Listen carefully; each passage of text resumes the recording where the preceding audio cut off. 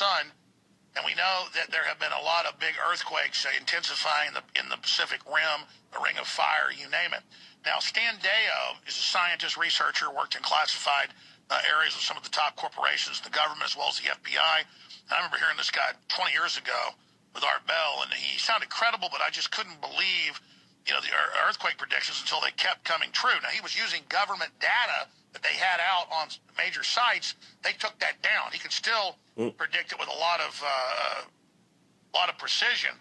And so I want to just get his take about, we know there's geoengineering going on, but they know how to kind of target things from my research that are already happening and just exacerbate it or make it weaker. But then you got the sun coming back into out of a dormant cycle into a more prolific cycle.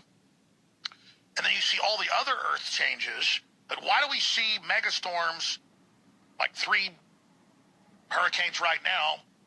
Irma, a week ago, 185-mile-an-hour winds, the only time it's ever been recorded in modern history at 185 miles an hour.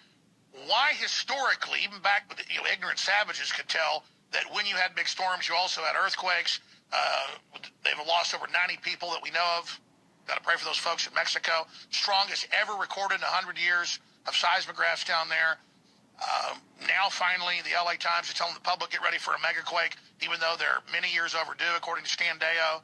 And I looked at his own research. Now, top seismologists and others agree with him. So I wanted to get Stan Deyo on to give us his larger, encompassed, researched view on why these changes, including political, are all happening globally at the same time. I mean, the Romans wrote about it just seemed like there'd be volcanoes and suddenly there'd be wars, or there'd be a big storm and there'd be a war. It all seems to go together. You got North Korea and the hydrogen bombs, and you've got, this quake that hit Mexico that's one of the biggest recorded in many, many years.